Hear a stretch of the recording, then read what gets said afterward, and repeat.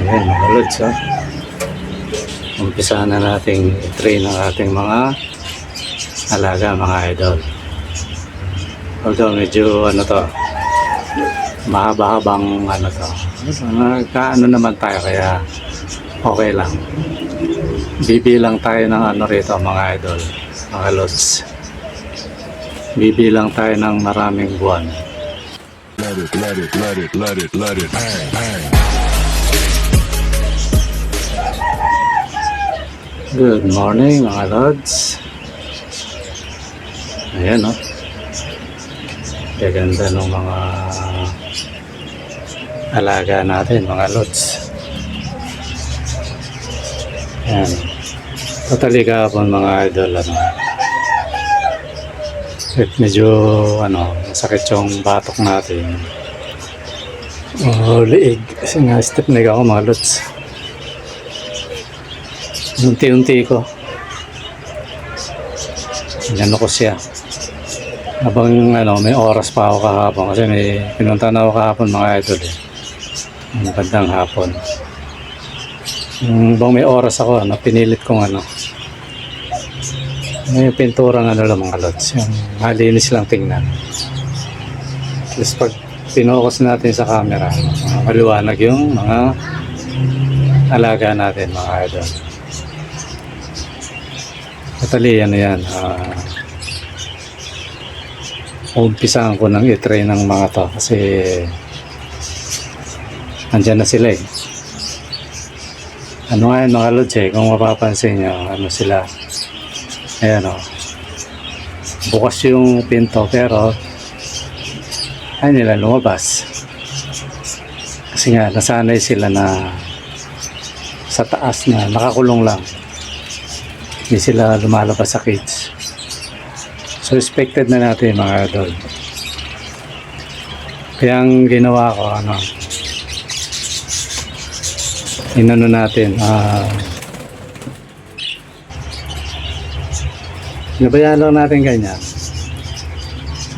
Totally kumuha nga akong ano ng dahon eh, para may ganyan silang lumabas. Ano yan, baka hanggang isang linggo yan ganyan sila.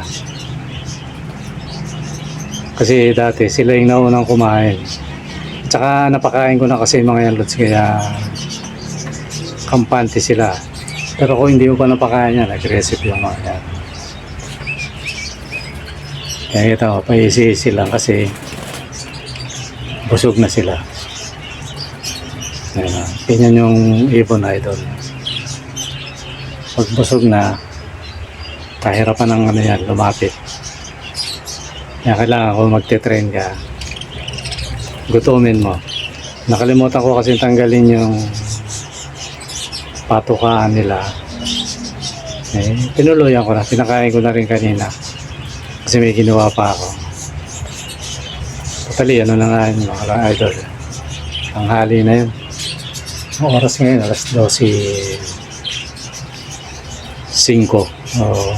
Tama, alas 12:05 na. Kaya busog na yung mga yan. Pagka ano, inayos ko lang yung ano, binutas ko yung ano ng ilaw para kung magka-problema okay na. Kaya tanghali na yun. Tsaka busog na yung mga lods kasi tinuluyan ko ng bigyan ng pagkain. Pero mamaya makikita nyo ano, palalabasin ko pa rin ang mga yan. Gawa nga nung ano, ang step number 1 dyan mga lods, ang gagawin ko, araw-araw bubuksan ko lang yung pinto. Ganun lang ang gagawin ko dyan. Para matatak sa isip nila na pagbukas ng pinto, oops, pinapalabas kami nito. Ayan. Yan yung first step nyan mga lods. Although siyempre ano, kung kaya nating pabilisin yan, pabibilisin natin. Pagbukas ng pinto, siyempre gutom sila. Basta yun lang muna, yung unang step yun, bukas ang pinto, pero gutom na sila nun. So, gutomin ko sila. Tapos, pakikita ko yung pagkain, nasa labas. Ano lang mga lods, pwedeng ipatong ko muna dyan sa ibabaw ng cage nila. Gaya ng nakikita nyo, di ba? Minsan, kumakain sila sa ibabaw. Madali, may nilagay ako dyan na pagkain nila. Para ibig sabihin, ng ano yun, ng mapapansin nila, di ba, step 1, bukas ang cage. Yun, laging ganon. Tapos, yung step 2 doon, yung alam nila, pag binuksan mo, lalabas sila, tapos may pagkain sa labas, mga lods. Yan yung parang step 2 yun. Although, pwedeng isabay yun. Yan yung mga step na yan. Tapos, mga susunod na, pag sanay na sila yung lumabas, kasi mangyayari yan, lods, pag sanay na lods, pagbukas mo pa lang yan, unahan ang maglalabas yan, lalabasan na yan. So, pag ganyan naman na, siyempre, as usual, wala silang gutom, kumbaga, mapangkain. So, dun mo ipakikita ngayon, nasa kamay mo yung kakainin nila, mga lods. Ayun yun. Kaya, yun yung step number 3. So, yung step number 4, yun yung ipapalipat-lipat mo na yung pagkain sa kamay mo na pag sinara mo, bubuksan mo isang kamay mo, alam nila may pagkain no, tatawid na naman yun. Pag nakakain ng konti, sasara mo, bubuksan mo na naman yung isang kamay mo. Ayan, alam. So, masasanay silang magpatawid-tawid. Kaya, bandang huli, pag inangat mo na yung kamay mo, magdadapuhan yung mga lods. So, yan yung munang ano. Although, sinabi ko lang yung mga lods, pero mahabang session yun. Yun lang palabasin mo yan, mga lods. Mahigit 1 linggo yan. Totally, ano nga yan eh. Hanggang matapos yan, hindi ano. Merong hindi lumabas. Yan yan mga idol. Kaya yung mga nakikita nyo lumabas na yan, yan yung magiging mga pioneer na baka mga starter. Yan yung mga starter. Actually, nakita ko muna lumabas yung dominant eh. Yung kulay green yellow na dominant. Yun yung maaasahan nyo laging lalabas yan. Tapos, pagsusunuran mga yan. Basta tatatak sa isip nila na paglabas nila makakain sila mga ito. Kaya ganyan lang yung mga lods, yung pagtitrain sa mga parakeets natin mga lods. Kasi mamaya pa ano, yung pinakita kong ano, yung intro natin, hindi ko na kinat yun, nandun yun sa side mamaya. Tagal yun mga lods, winawalis ko na nga lang eh. Yung iba, siyempre, unang ano, di pa nila alam ang gagawin nila. Ano ba, pinalabas mo kami, tapos papapasok parang ganyan yung isip niya. Kaya mahirapan ka magpapasok. Kaya ginawa ko kanina, yun, dadamputin mo. Yung iba, kusang nagpapahuli. Maganda yung mga lods. Yung kusang nagpapahuli, nasasanay sila na nahawakan mo sila. Yung, alam nila kasi, pag ginawa ko, tapos bibitaw mo rin. Kaya tatatak sa isip nila yun na bibitawan din naman ako nito yan. Ganun. Ano lang mga idol. So ngayon yung isa nating ano, kalods na madalas nating kausap. Sabi ko mamaya na ako magte-text. Although sobra na sa oras. Lagpas na nga sa ano, hindi ako nakapag-text. Kaya sabi ko sa ano na lang, sa vlog. Kay Sergio. Nakita ko kasi, pinost niya, binabalatan niya yung itlog ng ano niya, mga ibon niya. Ito, idol, ito yung ano, parang payo lang. Kasi yung gagawin ko dito, ang dapat mga lots ganito, yung Sergio. Ang ibon kasi sa totoo lang, ang ano niya ng paglilimlim niya, kumbaga natural na sa kanila yan. Tapos yung papakbakan yung inakay nila, ginagawa lang yan Sergio pag talagang hindi marunong yung bawa, walang nabubuhay pero pag inano mo, pag tinungkap mo, ba, iniwan na niya. Bakit walang nabuhay? Tapos pag binasag mo itlog, may mga sisiw naman. Pag mga isa hanggang dalawa, minsan tatatlo pa ganyan siya, yun. At saka mo na lang siguro gawin yan. Kasi Sergio, ano yan? Totally, ang pinaka the best doon ganito. Pag hindi marunong yung hindi marunong mamisa pero fertile yung mga itlog niya, ang pinaka the best way dyan, kung ayaw mong masayang siya, laging may kasabay na breeder yan. Totally ako, sigurado ako mapaparami mo yan. Yung mga isang linggo, kahit isang linggo may yung wag lang sobrang layo ng pagitan. Bawa, isang linggo yung edad ng itlog, may nauna na, isang linggo. Kaya pa yon. Pwede mong isapaw yun kung talagang hindi siya marunong. Kasi wag mong sasanayin, Sergio, na binabalatan mo yan kasi baka hindi na matuto yan. Kasi mangyayari yan, sabi ko nga, mataas din ang memory ng mga yan, 3,000.